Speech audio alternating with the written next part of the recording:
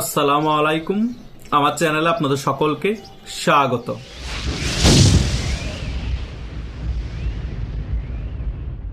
BNP ক্ষমতায় আসার পর কিছুদিন যাবৎ পুলিশ হত্যার বিচার হবে, এই বিষয়টা যখন তুমুল আলোচনায় আছে, তখনই কিন্তু সমন্বয়করা ভয়ে কাঁপাকাঁপি শুরু করে দিয়েছে।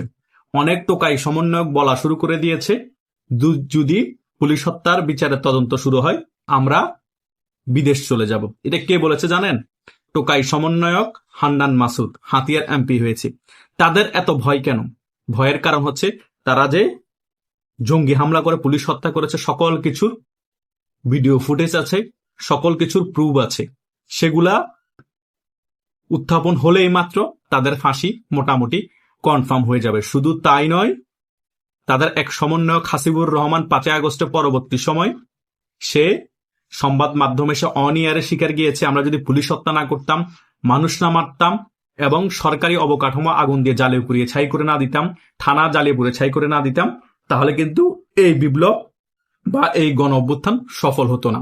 এবং কিছুদিন আগেও এক টোকাই সমন্বয়ক হবিগঞ্জের মাহাদিনা কি ওই নিজেই কিন্তু ওসির সাথে বাকবিতণ্ডা করে ক্লিয়ারলি বলেছে, আমরা এসআই অমুককে মেরেছিলাম, নাম উল্লেখ করে বলেছে। তার মানে চিন্তা করেন, সকল কিছু ভিডিও ফুটেজ আছে, তাদের স্বীকারোক্তি আছে, তাদেরকে ফাঁসিতে ঝুলানোর জন্য আর কি প্রয়োজন? তারা এখন ভয়ে কাঁপাকাঁপি শুরু করে দিয়েছে। বিএনপিও চালাক মাল। বিএনপি কেন এগুলো এখন শুরু করেছে? এরা বেশি বেফাস কথাবার্তা বলছে। বিএনপির কথা হচ্ছে বেফাস কথাবার্তা বলা বন্ধ করছি, পুলিশ হত্যার বিচার শুরু হয়ে গেলে তোমরা অটোমেটিক লটকাই যাবা। এখন কি অটোমেটিক লটকাবা নাকি চুপ থাকবা? আমাদের পিছনে থেকে আমাদের দালালি করবা। হয়তো আমাদের দালালি করো, না হয় পুলিশ হত্যার বিচারের সকল কিছু তদন্ত নতুন করে করে তোমাদেরকে লটকাই দিব। এতদিন বিএনপিকে এ সকল টোকাইরা ব্ল্যাকমেল করেছিল, এখন বিএনপি ক্ষমতায় আসার পরে বিএনপি ব্ল্যাকমেল করা শুরু হয়ে গিয়েছে। আমি আপনাদেরকে বলে দিচ্ছি, বিএনপি এ সকল টোকাই সমন্বয়কদেরকে ফাঁসিতে লটকাক বা না লটকাক, আওয়ামী লীগ পরিস্থিতি ভালো হলে কিন্তু এই সকল টোকাই সমন্বয়কদেরকে ফাঁসিতে লটকাবে না, জনগণের আদালতে শাহবাগে ঝুলিয়ে রাখবে। এখনো কিন্তু আমরা 27 জনের নাম শুনতে পাচ্ছি। টোকাই 27 জন সমন্বয়কের নাম লিস্ট হচ্ছে। পুলিশ হত্যার বিচার শুরু হলে এদেরকে জিজ্ঞাসাবাদ করা হবে, তদন্ত করা হবে। এই 27 জন লটকায় যেতে পারে। এর মধ্যে পেটলা নাহিদ আছে, এর মধ্যে হাসনাত আব্দুল্লাহ আছে, সার্ভিস আলম আছে, এ হান্নান মাসুদ আছে, আরো যারা প্রভাবশালী সমন্বয়ক ছিল সকলের নামই আছে। তারা হয়তোবা এ ভয়ে এখন আস্তে আস্তে বিদেশ পালিয়ে যেতেও পারে, কারণ হান্নান মাসুদ বলেই দিয়েছে তদন্ত শুরু হলে আমরা বিদেশ চলে যাব। তার মানে তদন্ত শুরু হওয়ার আগে তোমরা বিদেশ চলে যাও, বিএনপিটাই বুঝাতে যাচ্ছে। কিসের এমপি তোমরা? কথা বুঝো নাই? তোমরা যে 6 জন এমপি হইছো, 6 জন এমপিকে বিএনপি তদন্ত শুরু হওয়ার পরে কিন্তু লটকাই ফেলবে যদি বিএনপি চাই। 1-2-তে সারা বাংলাদেশের মুক্তিযুদ্ধের পক্ষে শক্তি আওয়ামী লীগের সমর্থন থাকবে বিএনপির উপর। তার মানে বিএনপি জনসমর্থন 40% ধরলে যদি আওয়ামী লীগের 40% ধরো 80%, তো 80% মানুষের যখন সমর্থন থাকবে একটা সরকারের প্রতি, তাহলে তোমাদের মধ্যে 6 জন টোকাই সমন্বয়কে ঝুলাইতে কতক্ষণ? তোমাদেরকে ঝুলানো লাগবে না, শুধু প্রুফ সহ জনগণের কাছে ছেড়ে দিলে জনগণ ধরে ধরে নিয়ে নিয়ে মেরে মেরে শাহবাগের চত্বরে তোমাদেরকে টাঙ্গিয়ে রাখবে। তোমাদের তো ফাঁসি এমনি কনফার্ম, ফাঁসি ছাড়াও তোমাদেরকে গণদোলাই দিয়ে মেরে ফেলো কনফার্ম, হয়তো আজকে না হয় কালকে। বিদেশ পালিয়ে যাওয়ার তোমাদের সুযোগ নাই যদি বিএনপি সমঝোতা করে তোমাদেরকে বিদেশ পালিয়ে যেতে সাহায্য না করে। তোমরা যদি মুসলেখা দিয়ে আর রাজনীতি কখনো করবো না, বিএনপি নেতাদের সাথে যা বেয়াদবি করেছো ওগুলোর জন্য মাপ চেয়ে বিদেশ পালিয়ে যেতে চাও, তাহলে হয়তোবা বিএনপি তোমাদের ক্ষমা করলেও করে দিতে পারে। বা যদি চুপচাপ থেকে বিএনপির দালালি করো, কোনো বেফাস মন্তব্য না করো, তবুও বিএনপি মাপ করলেও করে দিতে পারে, পুলিশ হত্যার বিচারে তদন্ত না করে। এখন তোমরা কি করবা তোমরা নিজেরাই ডিসাইড করতে হবে। এখন আমার একটা মনের মধ্যে খটকা লাগছে, বিএনপি কি পুলিশ হত্যার বিচারের কথা বলে এদেরকে ভয় দেখাচ্ছে নাকি আদৌ বিচার করবে? টুইন পলিটিক্স করছে মনে হচ্ছে। হয়তোবা মনে হচ্ছে সত্যি সত্যি বিচার করবে, এদেরকে লটকায় দিবে, আর না হলে ভয় দেখানোর জন্য এরা যাতে বিএনপির দালালি করে চুপচাপ থাকে, বেফাস কথাবার্তা না বলে একেবারে বিএনপিকে সমর্থন করে, সেই কারণে ভয় দেখায়, ব্ল্যাকমেল করে তাদেরকে রাখার জন্য বিএনপি এই পুলিশ হত্যার বিচারের ব্যাপারটা চারিদিকে ছড়িয়ে দিয়েছে। যেভাবে করে শেখ হাসিনা এরশাদকে ভয় দেখাতো বিচারের নাম করে, এরশাদকে বিভিন্ন বিষয়ে চুপ করে ফেলতো, সেম ভাবে এখন বিএনপিও হয়তো সেম পলিসি অ্যাপ্লাই করতেছে এর টোকাই সমন্বয়কদের বিরুদ্ধে। কারণ বিএনপি ভালো করেই জানে এর টোকাই সমন্বয়করা দেশে জঙ্গি হামলা করেছে, পুলিশ হত্যা করেছে, রাষ্ট্রদ্রোহিতার কাজ করেছে, সংবিধান লঙ্ঘন করেছে, বিভিন্ন রকম অপকর্ম করেছে। যে কোনো মুহূর্তে যে কোনো বিষয় দিয়ে এদেরকে লটকা দিতে পারি। এরা এই জিনিসটা হয়তো ভুলে গিয়েছিল, সে কারণে এই জিনিসটাকে রিয়েলাইজ করিয়ে দেওয়ার জন্য বিএনপি এখন এই বিষয়গুলোকে সামনে নিয়ে আসছে।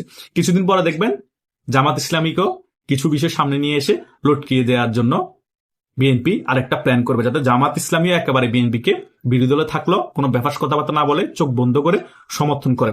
বিএনপি, এনসিপি এবং এই জামাত শিবির সবাই একত্রিত হয়ে সিস্টেমেটিক ভাবে দেশ চালাবে, আওয়ামী লীগকে কোণঠাসা করবে। সেই বিষয় নিয়ে বিএনপি আগাচ্ছে।